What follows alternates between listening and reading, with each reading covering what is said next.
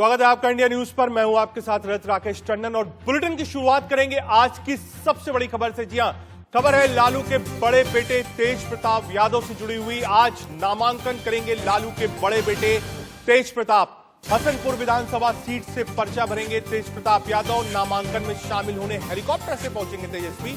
नामांकन के बाद कर्पूरी ठाकुर स्टेडियम में करेंगे जनसभा। हसनपुर विधान सिंधिया का दौरा भी करेंगे तेजस्वी जी। आज की बड़ी खबर आपको बता दें, तेजस्वी आज अपना नामांकन भरेंगे। बिहार विधानसभा चुनाव में आज लालू के लाल हुंकार भरेंगे। एक तरफ लालू के बड़े बेटे तेज प्रताप यादव हसनपुर विधानसभा सीट से पर्चा भरेंगे, तो लालू के छोटे बेटे तेजस्वी ताबड़तोड़ चुनाव प्रचार करने वाले हैं। पहले तेजस्वी अपने बड़े भाई तेज प्रताप के नामांकन में शामिल होंगे, उसके बाद वो जनसभा करेंगे। आज तेजस्वी कई विधानसभा क्षेत्रों का दौरा करने वाले हैं। तो आज की बड़ी खबर यही है कि लालू के बेटे तेज प्रताप आज नामांकन भरेंगे। दोनों भाई साथ में होंगे। उसके बाद कर्पूरी ठाकुर स्टेडियम में जनसभा को संबोधित करेंगे। ये पहली जनसभा होगी जो कि कोविड के दौरान बिहार चुनाव में जिसका आगाज होगा, और पहली जनसभा आज आरजेडी करने जा रही है।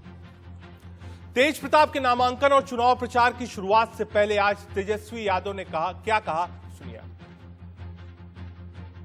नीतीश कुमार जी 15 साल तक बिहार के मुख्यमंत्री रहे। 15 साल में आपने बताइए गरीबी क्यों नहीं खत्म की, बेरोजगारी क्यों नहीं खत्म की, पलायन क्यों नहीं खत्म किया, भुखमरी क्यों नहीं खत्म की। आज भी जो लोग हैं, किसान हो मजदूर हो, आप अपमानित करने का काम करते हो, नौजवानों पर लाठी चलाने का काम करते हो। हम लोग जब नौकरी की बात करते हैं, रोजगार दिलाने की बात करते हैं तो उनको हंसी आती है। 15 साल तक जो आदमी व्यक्ति कोई काम नहीं किया, वो आगे क्या कर सकता है इनको। जी हां, बिल्कुल आगाज हो गया है। आज आरजेडी की तरफ से तेज प्रताप अपना पर्चा भरेंगे। उसके बाद एक बड़ी जनसभा को संबोधित करेंगे। इस बात का ध्यान भी रखेंगे कि कोविड के जो प्रोटोकॉल्स हैं उसको फॉलो किया जाए। अब बात जेडीयू की। इस बार जेडीयू से अलग होकर चुनाव लड़ रही आरजेडी ने चुनाव प्रचार में पूरी ताकत झोंक रखी है। कल आरजेडी ने अपना कैंपेन सॉन्ग भी रिलीज किया, वो भी आपको सुना देते हैं।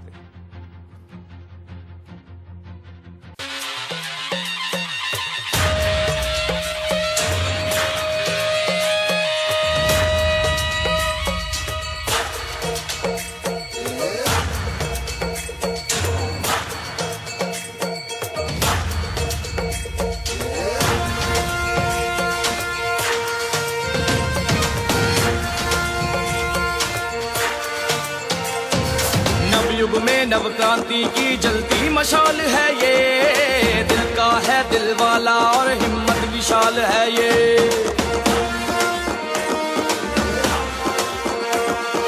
नव युग में नव क्रांति की जलती मशाल है ये, दिल का है दिल वाला और हिम्मत विशाल है ये।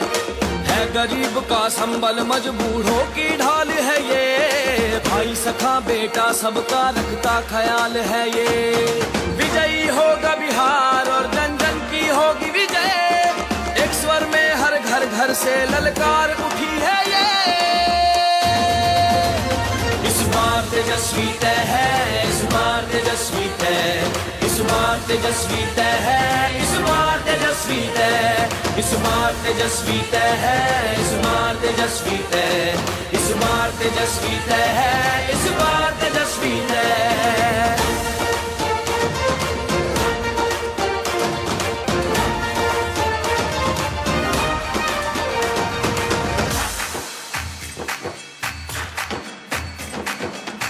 हवाई भाषण वालों को बिहार से भगाएंगे, सीधे सच्चे कर्मठ तेजस्वी को हम तो जिताएंगे। बिहार को जिसने निचले पायदान पर पहुंचाया, हम सब मिलकर उसको उसकी सही जगह दिखलाएंगे।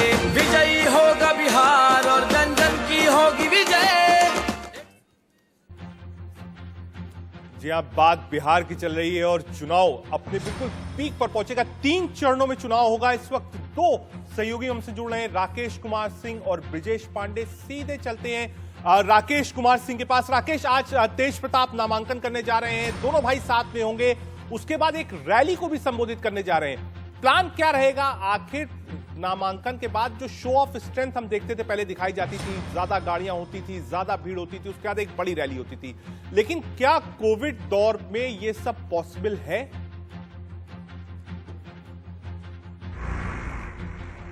देखिए रजत, बिहार विधानसभा चुनाव के पहले चरण के मतदान को लेकर गतिविधियां अब जोर पकड़ने लगी हैं। भाजपा और जदयू के बाद अब राजद चुनाव प्रचार का आगाज करने जा रहा है। तेजस्वी और तेजप्रताप यादव एक साथ समस्तीपुर जिले के रोसड़ा में के रैली से हुंकार भरेंगे। इससे पहले तेजस्वी यादव पहले बड़े भाई तेजप्रताप यादव के नामांकन के लिए हसनपुर जाएंगे और पर्चा दाखिल करने के बाद दोनों रोसड़ा में चुनावी रैली में भाग लेंगे। बता दें आपको कि 2015 में महुआ से विधानसभा चुनाव जीतने के बाद तेजप्रताप ने इस चुनाव में अपनी सीट बदल दी है और वह अब समस्तीपुर जिले के हसनपुर विधानसभा सीट से चुनाव लड़ रहे हैं। तेजप्रताप ने नामांकन से पहले ट्वीट कर जनता से आशीर्वाद मांगा है। वहीं समर्थकों से कोरोना संबंधी दिशा निर्देशों का पालन करने का आग्रह किया है। सीट चेंज करने की वजह क्या है? क्या ये सेफ सीट मानी जा रही है तेजप्रताप के लिए? क्या ये सेफ सीट थी? बहुत ज्यादा इसमें दिक्कत नहीं थी? क्या ये सेफ सीट थी इसीलिए इस सीट को चुना है?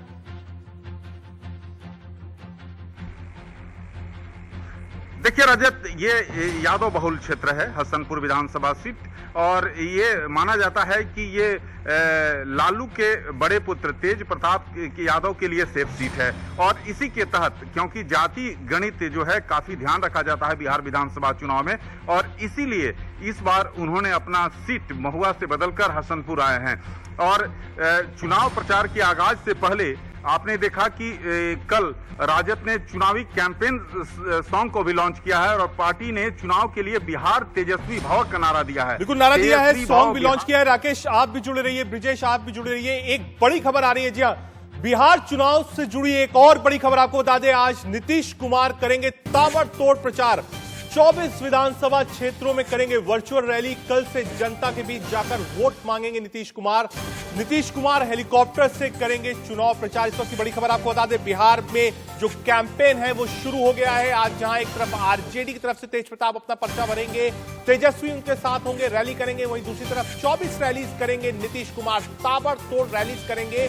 जब जहां जरूरत पड़ रही है वहां वर्चुअल रैलीज का सहारा हो रहा है और जहां पर वर्चुअल रैलीज की जरूरत नहीं है वहां हेलीकॉप्टर से जितने भी कैंपेनर्स हैं, जितने भी बड़े चेहरे हैं बिहार के, वो कैंपेन कर रहे हैं। इस बार बिहार का चुनाव बेहद दिलचस्प होगा। इस बार ऐसा चुनाव होगा कि लोग कोई भी चीज प्रिडिक्ट नहीं कर पाएंगे। एलजेपी पर लगातार सवाल उठ रहा है कि एलजेपी जिस राह चल रही है क्या वो राह सही है? क्या बीजेपी ने उसको पीछे से एक सपोर्ट दे रखा है कि आप लड़िए? हालांकि वो नेता जो बीजेपी से एलजेपी गए थे उन पर अनुशासनात्मक कार्रवाई हो गई है, लेकिन अभी भी लोग यही कह रहे हैं कि एलजेपी बीजेपी की बी टीम है। ब्रिजेश को बीच में लाना चाहूंगा। ब्रिजेश, बार बार ये बात हो रही है कि आखिर ये किस तरीके का गठबंधन है? एक तरफ साथ में रहते हैं, एक तरफ चिराग पासवान धन्यवाद करते हैं प्रधानमंत्री मोदी का, और दूसरी तरफ जो जितने भी रिबल्स हैं बीजेपी के वो सब एलजेपी की तरफ जा रहे हैं।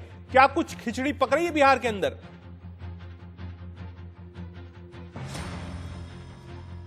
एक चीज मैं साफ करना चाहूंगा कि केवल बीजेपी के यही रिबल नहीं बल्कि जेडीयू और आरजेडी के भी रिबल जो हैं वो एलजेपी का दामन थाम रहे हैं। इसके अलावा जो सबसे इंटरेस्टिंग बात यह है कि इस पूरे चुनाव में जो एक तरह से सेटल्ड इसका कंक्लूजन माना जा रहा था कि इस बार भी एनडीए जीत पाएगा, उसको एलजेपी के रुख ने बहुत ही उसकी राह पेचीदा कर दी है। और सबसे बड़ी चुनौती जेडीयू के सामने जहां ये आ रही है कि एलजेपी बीजेपी और जदयू के जो भी बागी नेता हैं उनको टिकट दे रहे हैं और उस टिकट के चलते और जो वोट बैंक है वो एक ही पार्टी का होगा, इसलिए इसका सीधा फायदा और आरजेडी को भी पहुंच सकता है जो चुनावी समीकरण बिगाड़ पाने में काफी सक्षम साबित होंगे। ये साफ कर दूं कि नीतीश कुमार ने बीजेपी के टॉप ब्रास के सामने ये क्लियर कर दिया था कि यदि एक साफ संदेश नहीं जाएगा जनता के सामने कि नीतीश कुमार मुख्यमंत्री होंगे यदि एनडीए चुनाव जीतती है, तो वो एक साझा प्रेस वार्ता नहीं करेंगे। और इसके बाद आपने देखा संजय जायसवाल, देवेंद्र फडणवीस और बीजेपी के तमाम नेताओं ने ये साफ कर दिया, कई मंचों पर साफ कर दिया कि जब यदि हम चुनाव साथ लड़ेंगे और चुनाव जीतने की स्थिति में जो मुख्यमंत्री कैंडिडेट होगा वो नीतीश कुमार ही होंगे और कोई नहीं होगा, चाहे सीटों की संख्या कम या ज्यादा हो। तो बीजेपी अपनी तरह से इस चीज को दबाने में और इस चीज को डिस्क्रेडिट करने में लगातार लगी हुई है। लेकिन ये साफ है कि जिस तरह का जो उपज रहा है, जो परिणाम आ रहे हैं सामने, उससे ये साफ है कि बहुत सारे लोग इससे कन्विंस नहीं है बीजेपी के एक्सप्लेनेशन से। और परसेप्शन जो है एनडीए का वो गलत ना जाए, इसलिए मुझे लगता है कि बीजेपी नीतीश को पहले घोषित कर चुकी है। अब कुछ आपको डिटेल्स बता दें, आखिर बिहार इलेक्शंस की डिटेल्स क्या है, ये भी आपको बता दें कि बिहार में क्या हो रहा है, कितने लेबर्स हैं जो वापस गए हैं, जातिगत समीकरण क्या है, ये सब आपको बता दें। कितने वोटर है बिहार में? 18 लाख लोग बिहार लौटे हैं, यानी ये वो लोग थे जो बाहर काम करते थे, चाहे वो मुंबई हो, दिल्ली हो, गुजरात हो, ये लोग वापस आए। 16 लाख लोग वोट देने लायक हैं।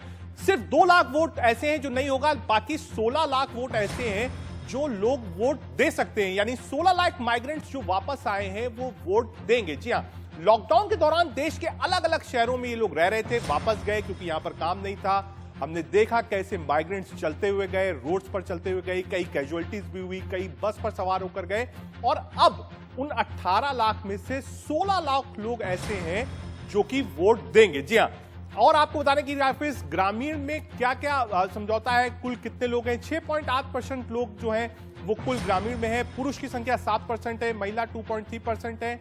ये बिहार के ग्राफिक्स हम आपको दिखा रहे हैं। कुल 9% है, पुरुष 9.3% है, महिला 6.2% है।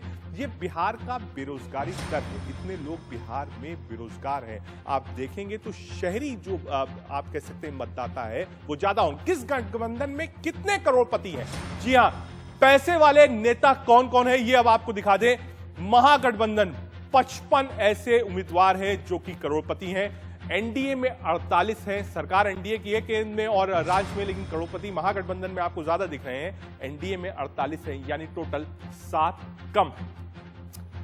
आगे अगला ग्राफिक्स आपको बताएंगे कि किस पार्टी में कितने करोड़पति हैं। ये एक पूरा हम आपको डिटेल बता रहे हैं, जिस हिसाब से असेसमेंट हुआ है, जो डिक्लेरेशन है उसके हिसाब से बता रहे हैं। बीजेपी में 29 हैं, जेडीयू में 35 हैं, हम में 1 है और वीआईपी में भी 1 है, आरजेडी में 38 है, कांग्रेस में 15 है और एलजेपी में 2 है। जी हां, बिहार कहा जाता है कि डेवलपमेंट के मामले में नीतीश कुमार ने काम किया है, लेकिन आज भी लोग कहते हैं कि बिहार पीछे है, लेकिन करोड़पति नेताओं की कोई कमी नहीं बिहार में। जी हां, क्रिमिनल केस कितने हैं, कितने क्रिमिनल केसेस हैं बिहार में, कौन कौन से कैंडिडेट्स जिनके ऊपर मुकदमे दर्ज हैं, भले ही अभी साबित हुआ हो ना हुआ हो, लेकिन कौन कौन से क्रिमिनल बैकग्राउंड्स वाले लोग हैं वो आपको बता रहे हैं। महागठबंधन 48 ऐसे उम्मीदवार हैं जिनका क्रिमिनल बैकग्राउंड है। बात करेंगे एनडीए की, 37, यानी एनडीए में जो कैंडिडेट्स हैं वो कम है और महागठबंधन में ज्यादा है। ये क्रिमिनल बैकग्राउंड वाले लोग हैं।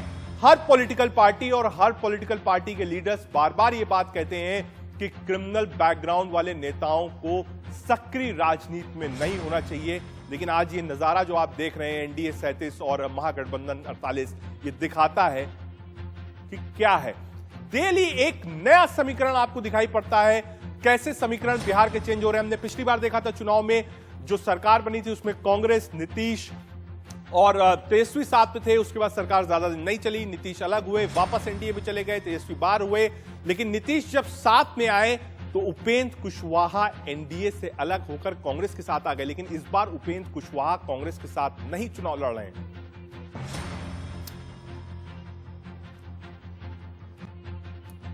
इलेक्शन की जितनी भी अपडेट्स हैं हम इस इलेक्शन सेंटर से आपको बताते रहेंगे। कहां कहां कौन कौन रैलीज करेगा, कौन कौन से बड़े नेता आज कहां पर होंगे, कौन कौन व्यक्ति आज नामांकन करेगा, बिहार की गणित क्या है, अपडेट्स क्या है और पल पल की खबर सिर्फ और सिर्फ